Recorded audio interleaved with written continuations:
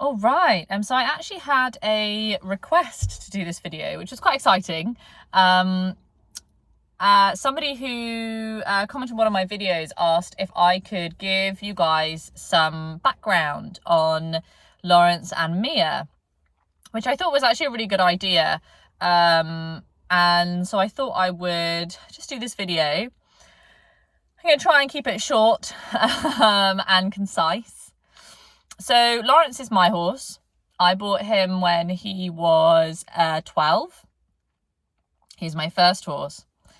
And when I was growing up, my parents didn't have enough money to buy me a horse. Horses are really expensive. But they paid for my riding lessons, and they told me that when I was old enough to afford a horse, I could have a horse. When you're 16, you can legally own a horse. So at 16, I went out and I bought Lawrence. He cost me a few pennies. And I mean like literally a few pennies. And I bought him because I fell in love with his energy. And the first few years we did lots of different things. Show jumping, a little bit of dressage, lots of Pirelli groundwork. He is an ex-racehorse, and when I bought him, he was straight off the track, supposedly retrained and schooled, but there wasn't really much in there. So a lot of the first few years with him were kind of his new foundation and me learning how to build a foundation. And ultimately, looking back, it was definitely a green owner with a green horse in some ways. But, you know, we made it work and we had a lot of fun together. But as we both grew up, I realised more and more how many injuries he had. And a lot of those injuries are from racing. Well, actually, all of those injuries are from his life racing. He has some large soft tissue damage on his neck, sort of around the 4th and 5th cervical vertebrae. Moving down, then he has some skin damage around his wither. He has a dipped and slightly rotated sacrum behind his sacroiliac joint. Then he has 3 breaks in his tail, one at the top, at the very top, one in the middle, and then one near the bottom, where his sort of bones sort of come like this, but a little bit kinked. He also has a couple of old tendon injuries on his front feet, on his front legs. So it's a good job I'm never going to sell him, because I've now advertised all his faults to everyone, but I would never sell him anyway. And then my journey really became more about discovering how to, or finding ways to help him with his pain. And we've tried lots of things. We've tried physiotherapists, chiropractors, kinesiologists, fascial workers, osteopathy. We've tried everything. We've tried holistic medications and traditional medications and weight builders, and he had a lot of trouble with his guts as well. We did a full gut detox with him, which actually worked very well. He was one of those horses where you can just feed them and feed them and feed them and they still look like a skeleton. Turns out that actually he was harboring a lot of toxic flora in his gut, and we were able to clear that out with a complicated holistic herbal treatment regime, and he's considerably better now than he was. His gut is functioning, his cecum, where he slowly digests and ferments all the fibre, is now working much better, and so he's able to heat himself from the inside, as most horses are supposed to be able to do, which helps a lot with his weight. So a lot of it was about that. And I was still trying to ride him a little bit every now and again, and he just sort of started saying no. And it was probably 2 or 3 years ago, well, actually probably maybe 4 or 5 years ago, that I first went to Elsa Sinclair's clinic, her freedom-based training clinic. And that was the first time, because he also was quite anxious. He had a lot of anxiety issues, and he was very highly strung, as lots of those ex-racing thoroughbreds tend to be. And at that clinic, for the first time, it felt like I could find a way to reach him that didn't require me to put pressure on him with tools, which was so stressful for him. Like, he just is so scared of everything. And it was really addictive. And he loved it. He loved it because all Lawrence wants is for the world to just slow down. Like, he is a very jumpy, panicky, stressed out horse who's got a lot of adrenaline going on and very fast reactions. And so really for him, any bump, any noise, anything unusual, and he's like, straight away. And freedom-based training gave us this opportunity to just slow the conversation down. And doing that with him was really powerful for both of us. And it was at that point that I really felt like I'd started being able to listen to him. And I stopped riding him. He's 21 now, so I've had him for 9 years.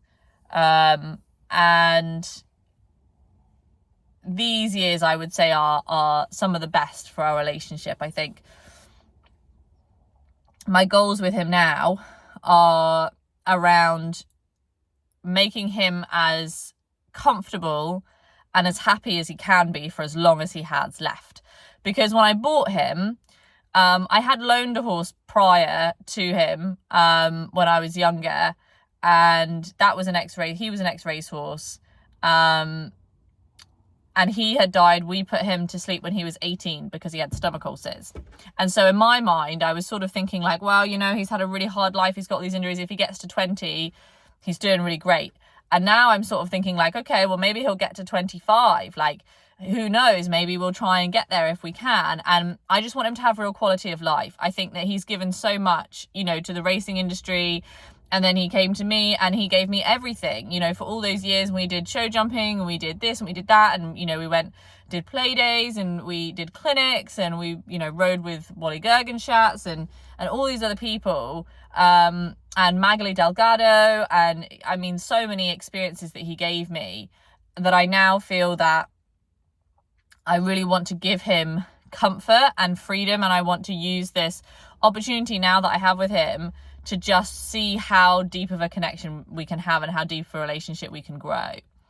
Obviously, I would like to be able to do some kind of physical work with him to keep some level of fitness.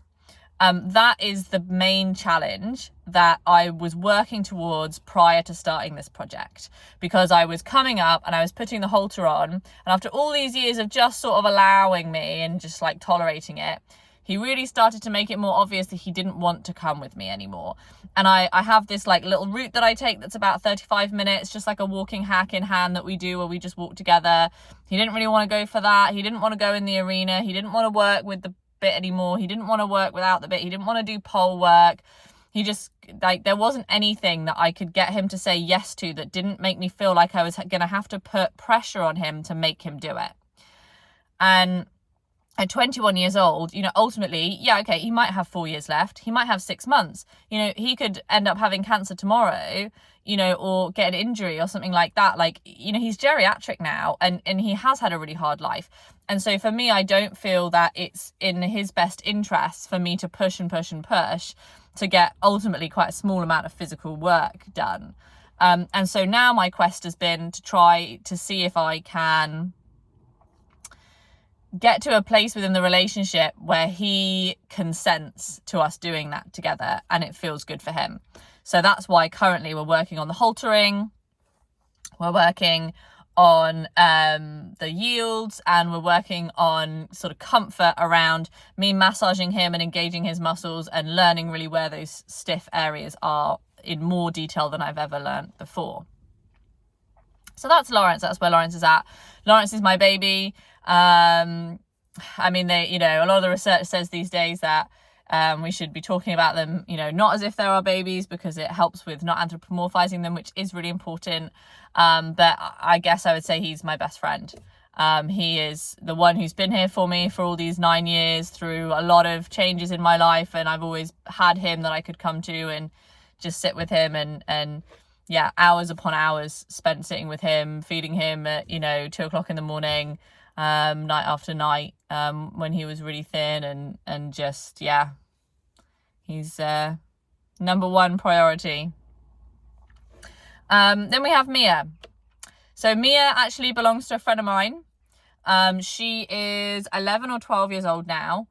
She is a Spanish mare who was shipped over here. She had she had a dominant start in her life. She has quite a few scars on her face and on her legs from some quite physically aggressive training methods. And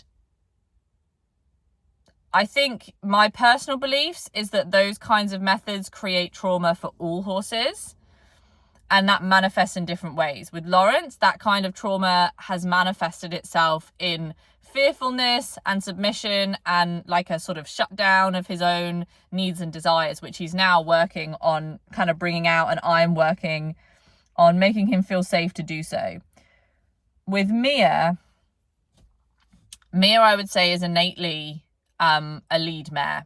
She's a dominant, smart, multitasking, interested, brave horse who I believe was probably, thinking about her nature, pretty much physically forced to submit, because I don't think she's the kind of horse like Lawrence where he would give up quite easily to avoid physical pain. I think Mia is a lot more stubborn and a lot tougher, and I think she's been through quite a lot.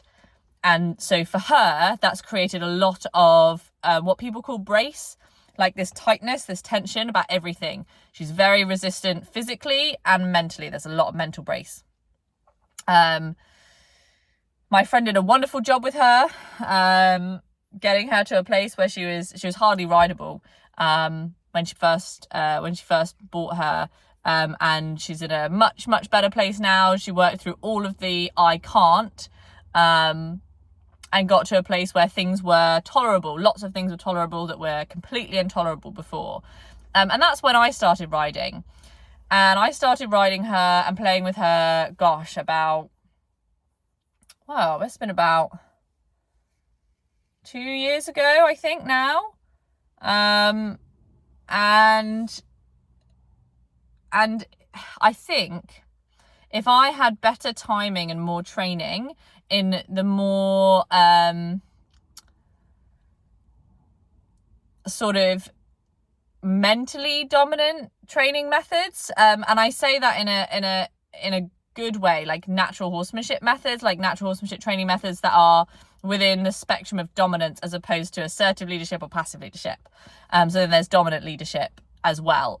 What's happened with Mia and Lawrence in the past is something way beyond leadership and into control.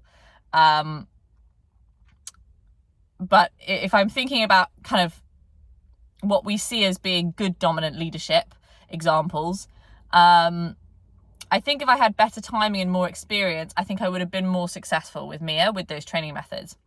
I tend to lean more towards passivity, whatever I can. And so what ended up happening was that we made some good progress, and I learned a lot in a lot of ways, and she was a great horse to learn feel with, and she has quite nice movement, and she was really fun to ride, and I was progressing more and more with her, but things were difficult. There was brace, and the things started to creep in that didn't go away. Like if we were trotting, it was like we couldn't trot without trying to run away, and then if we were trying to canter, then we would lean into our left shoulder, and we could never fix that. Like we could force it into the right shape, but we could never feel better about it. And then I did Ben's clinic, and Ben coaching me, Ben Atkinson's clinic here at Willow Fields in Bucks. I think last August that would have been. I did that clinic, and it was amazing. And we were doing wonderful, fabulous bending and wonderful flexion and great contact work and all of this stuff. It was going really, really well, and I was feeling really positive about where we were at. And I think he was coaching me to get my timing and my position and everything just right. And then when he left, I couldn't quite hold it up on my own. And things started to get a little bit bracy again. And then I went for a knee operation, took 3 months off. And I wanted to spend this time, initially I just wanted to spend it in the field, just watching both of them and observing and getting to spend some time looking at her dynamics, just to kind of get out of the house really while I was healing. And Lawrence actually opened up quite well, because he had been quite shut down, because I think it felt to him like I was only ever coming in because I wanted him to do something that was uncomfortable for him or unsavory. And so me coming with no expectations, he was like, oh, mum's back and she wants to just spend time with me for the sake of it. This is so nice. And I did sort of realize then at that point how disconnected our relationship had become, and how it just didn't make me feel good. It didn't feel right in my gut what I was doing, that I was prioritizing my ideas for what was best for his body over anything about his mind. And actually it's really important to look at the holistic picture. It's really important to have both and to try to find some balance in the middle. And that kind of got me thinking, okay. And then with Mia, I just didn't have anything. She didn't have anything at all. There was no relationship there. She could not have cared if I had never come again, as far as she was concerned at that time. As far as she was concerned, I just turned up, I made her do things. She didn't really like doing any of them, and then I put her back. And it wasn't that bad. I was quite nice compared to the people she knew previously. And so she tolerated it, but she didn't really enjoy it, and she didn't want anything to do with me. I off her own back. And that was a really big ego burst for me, because I realized that the extrinsic satisfaction and the ego boost of being able to do fancy things with her meant nothing to me compared to the knowledge that I did not have an intrinsically rewarding relationship with this horse. And at that point, I realized that if I was really going to be happy in my pathway working with these horses, I was going to need to make some changes. And I'd been to, I think, 2 clinics with Elsa at this point. And I knew that she was coming back again.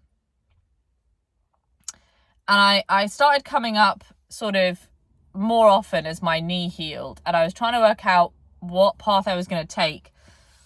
And my gut just really was saying to me, you need more freedom. You need more freedom-based training. You need to spend this time with these horses. You need to invest the time in the relationship. You need to get to know them. You need to commit to however long it takes to work out how to speak to these horses in a way that's going to work for each of them individually.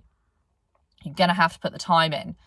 And the next realization from that was, okay, well, if I'm going to have to put the time in, I'm going to have to come every day. Because the amount of hours I'm going to need to create that relationship, I can't do that if I'm just coming up like incessantly for 2 weeks or 3 weeks, and then I'm taking a week off, and then I'm back again for a few days, and then it's a couple of weeks, and then it's 6 weeks, and then it's a week off, and then it's another week on, then it's another 3 weeks off. Like, where's the consistency there for the horses? They don't know when I'm going to be coming.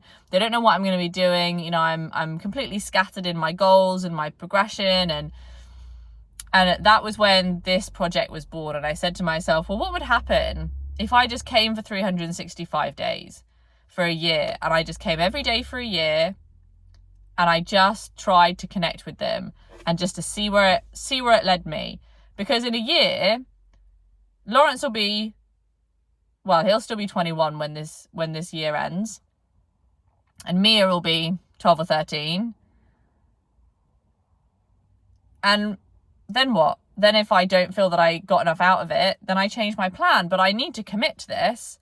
I need to commit to this consistency for a time that's long enough that I'm going to be able to measure how it's really helped me. And I realized that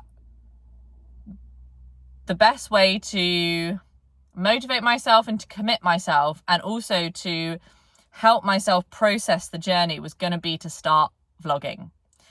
And that's how this project was born, basically. That is the birth story for 365 days of horsemanship.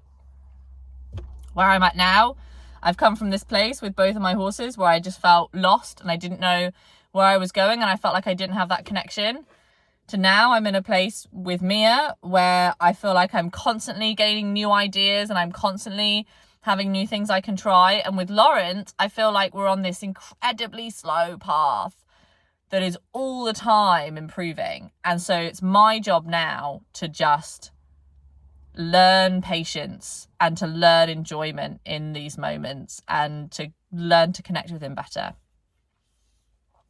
So I'm going to publish my 100 days of horsemanship along with this video. And I'm really excited to have been asked to make a video. So yeah, can't wait for the next 100 days. And any questions you guys have.